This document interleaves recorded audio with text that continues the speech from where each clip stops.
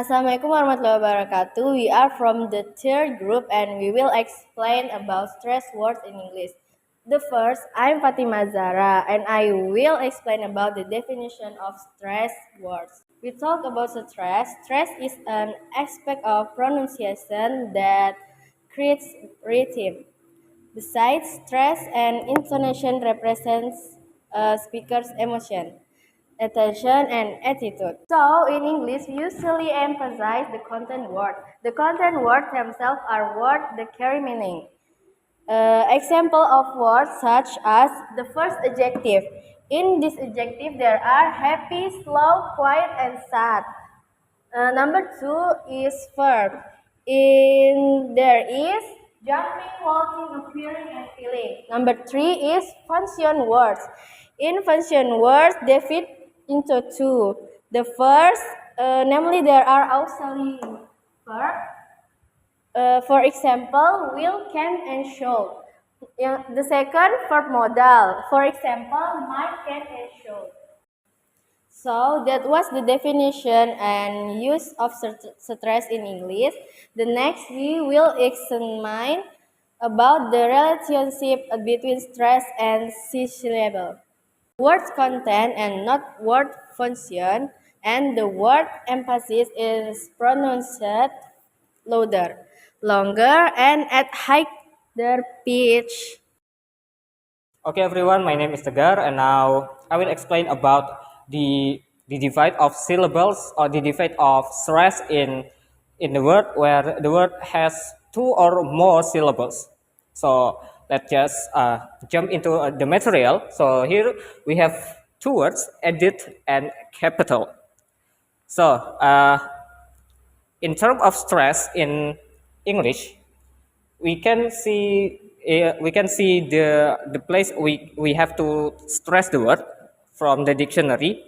If we see this upper comma, so this upper comma is used to mark where is the place to stress the word.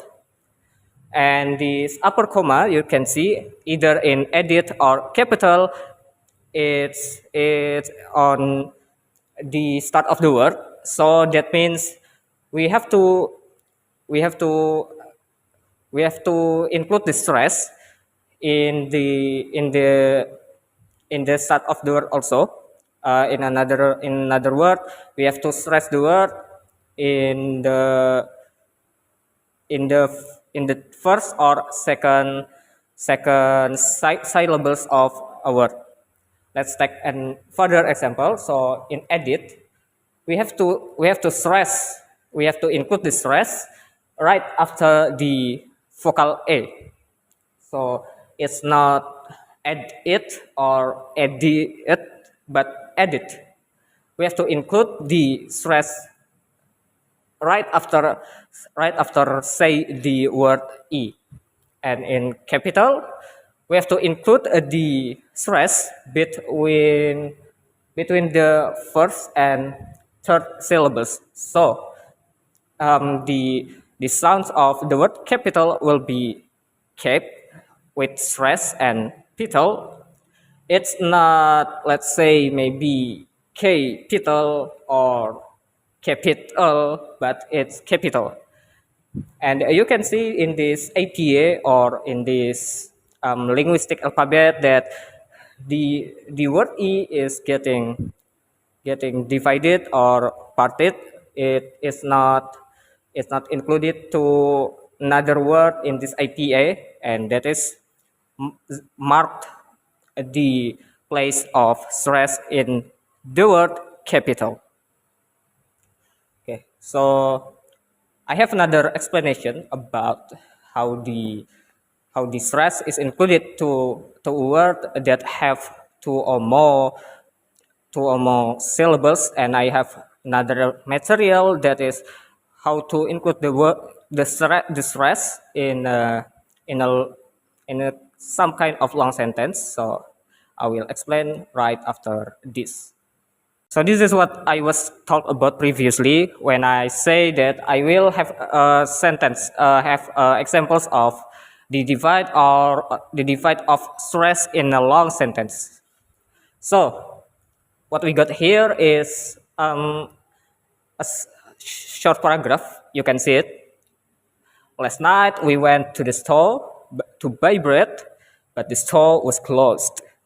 Now, when we take a look at these paragraphs, we can see that is the word went, bread, closed is uppercase, but another word except these three words is in small case. And why is that? And that is because I want to give an emphasis to the word that is possess the biggest stress. So, but why do these words have the biggest stress among another word? That is because when we speaking English, this is the most likely natural intonation of English speaker. And if we pay an attention to how we speak, we will maybe naturally or automatically give emphasis to these three words.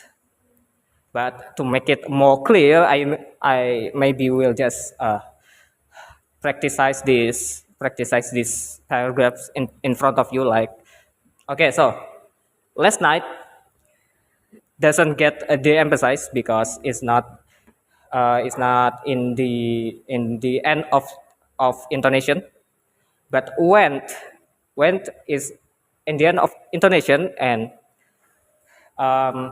besides it was in the end of intonation, it also possesses the meaning that the speaker have went to the store last night. So because of the speaker want to emphasize the meaning that he was going to the store last night, the word went will possess the stress, more bigger stress than another words.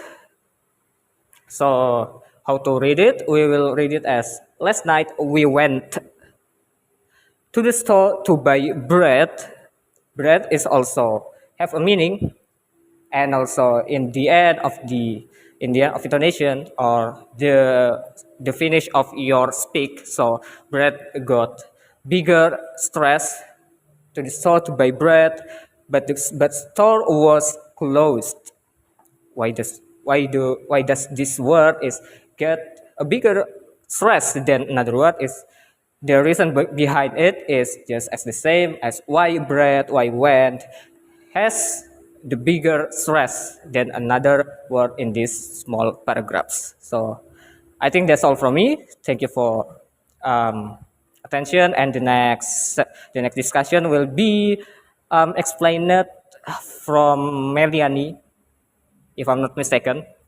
So just happy watching. Thank you. So here with Meliani DUS Tuti, and we will learn about the primary and secondary stress on a long sentence.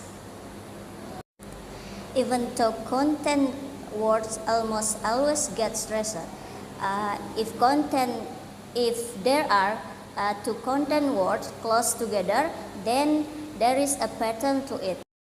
In this example, dog and barked is primary stress, and then big, fluffy, small, and frightened is the secondary stress.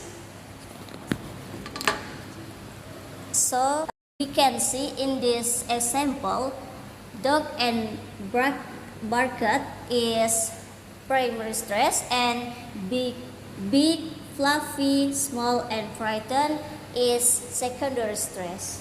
That is all from me. Let's move to the next discussion. Okay, my name is Musyafar Nasrul Aziz. I'm from group 3. I will explain of native speaker. Okay, next I will explain about native speaker. Native speaker is usually stress certain words to show the emphasis of the message they want to convey, whatever to provide contrast between two opposing ideas or to clear the misunderstanding. Okay, for example, You are not dumb. It means the first person tell the second person that he is the only one is not dumb. Second, you are not dumb. It means the first person tell the second person that he praise the second person that he is not dumb. Third, you are not dumb. It means the other person who have conversation with the speaker have misunderstanding. Thinks he person who have is mean by the speaker. So that was the explanation about native speaker, who often stress particular words to emphasize a meaning. The meaning itself depends on the stressed word. My name is Andin and I will explain about the tone or intonation in sentences.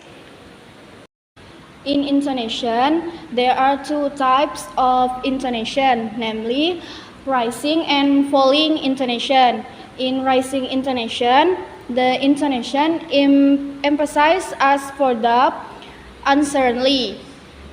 For example, such as, "Are you okay?" So the word "okay" is getting emphasized because the speaker wants to assure the listener is okay. In a sentence, rising tone means caring or making sure, and the word "okay" getting emphasized because it has the same functional. Next is falling intonation.